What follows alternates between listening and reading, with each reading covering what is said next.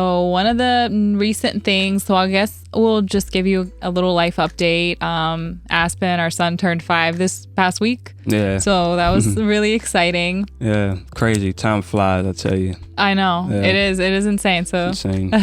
Yeah, so somebody, a friend of mine recommended, to go to Build-A-Bear Works shop, and they have this thing where you pay your age. Yeah. And he just had a good time. It was his first time there, and and he was surprised. I was surprised too, because remember I told you, like, we went to Build-A-Bear, so I mean, I'm stupid. I should have known that Build-A-Bear, like, it sounds exactly what it is. But I actually never went into Build-A-Bear. So when I went in there, I was like, wait.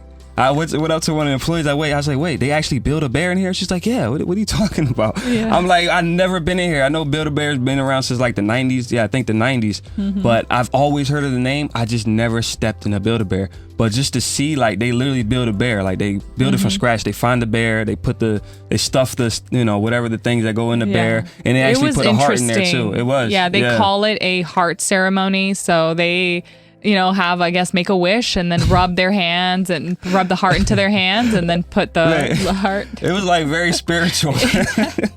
I mean, you can just see all the kids, they have a blast.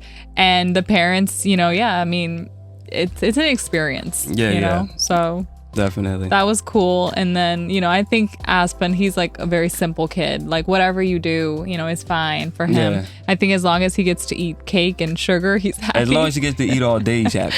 Yeah. He's a good eater, not a picky eater or anything. So nah, he tears some food up, man. He don't play. And then for us, I guess, within like the wellness stuff that we like, we've gotten into a lot of like tea.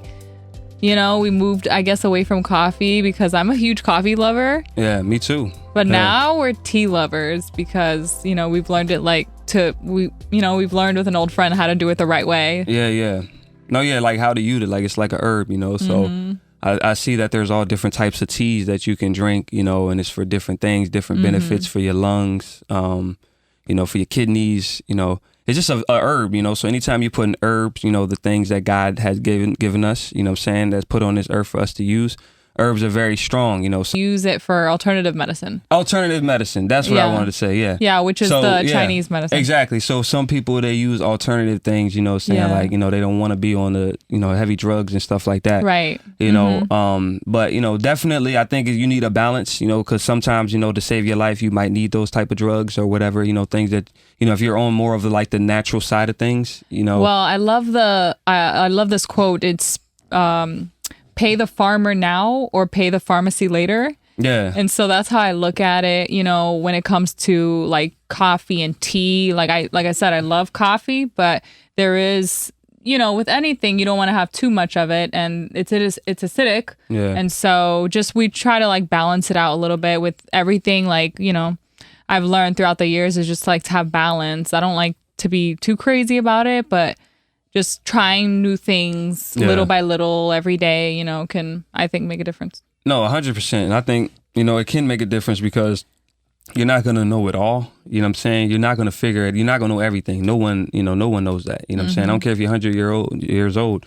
There's still something for you to learn out there. You know what I mean? That's just how the world is. But I think definitely just educating yourself, the best way you can. Yes. Because, there's a thing, people say they love themselves. So if you really love yourself and you care about yourself, then you should care about your body, and taking care of your body, because it's crazy because we look and see what's on the outside, you know what I'm saying? But we don't know what's really going on the insides and the things that we are doing that is affecting our insides. Exactly. You know what I'm saying? So yeah, so that's something like that I wanted to share too, like, well, quickly, and then we'll end this, first topic. But like something that has impacted our relationship like a lot was, Deontay, he, has high blood pressure. So I have had like some resentment, I think, because he's gotten better throughout the years. He's gotten a lot better, but he used to make really unhealthy choices. And I kind of, like I said, felt resentment towards that because it's like, why wouldn't you want to be healthy to be here with me as long as we can? Like, so that's kind of like something where people don't really know when they just see your relationship, if they see your relationship on YouTube, they might perceive like, oh, you guys have it all figured out. But we really don't. You know, we've been through our little bumps in the road, and that's been definitely one of them. Yeah. You've had to learn to have that discipline, you know, so you want to share a little bit about that too? Yeah, nah, definitely. I think we've bumped heads. Yeah, no, I think it just really it just depends on where you come from, you know, because, you know, I was born in Maryland, you know what I'm saying? So I was in America and Maryland up north, you know, we're in Florida now, but, you know, I was from Maryland, you were from Brazil. So, you know, I grew up on the American diet. You know, you had the outside, you had the opportunity, because I didn't even know anything about, actually, I didn't know anything about a cane sugar juice until I got with you. I didn't even know. I thought the sugar that we had was the real sugar.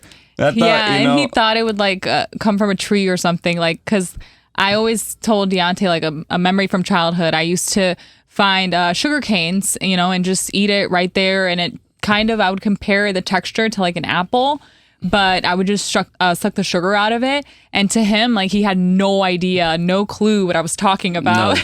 I was just like, what? Wait, sugar came from I didn't know that. But luckily here, you know, we were able to get some cane sugar juice. So you can see. It's so different. The real cane sugar juice, real juice versus, you know, high the processed corn juice, syrup. high fructose corn. Oh my God, that's a huge difference. Pretty much. Huge difference. Yeah. So pretty much we had a different upbringing, different childhood. He was raised on the artificial processed foods, and I was raised on very natural, like vegetables and fruits. You said you used to eat beets, right? Oh yeah, I used to eat. What? My grandmother would make like beets when you're a kid. Do you not understand? No kid in America ate beets. Oh yeah, my grandmother would steam them, and I would have them like rice, beets, meat, and I would eat all of it. Like, that's crazy. You know?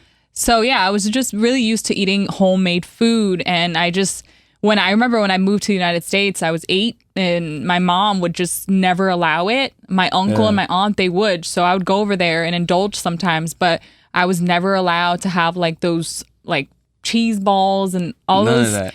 Wow. You know, that was different to me. So, That's but crazy. now, you know, like I said, we're navigating, helping Deontay get better with his health, but also like preventing Aspen from getting hooked on those things. Yeah, no, yeah, definitely. I mean, like I said, if I wasn't with you, I'll probably still be on a very bad diet, you know? Right. And going down the wrong path. Yeah, you know, it's just like I said, it's all about exposure, man, what you're exposed to. Right. So I thank God that he put you in my life to expose me to these things. But like I said, we're not perfect. You know, so there's some things that she comes with. There's some things I come with. There's some things everybody come with. Exactly. So no matter how good looking a person looks or how good it looks that they life, it's not what you think. It's not like that. Because life is hard. You know what I'm saying? To live is hard. So, you know, you have to just understand that everybody got problems. Oh yeah. We all trying to, you know, chase, we all trying to chase happiness, you know, and some people look for happiness in the wrong places.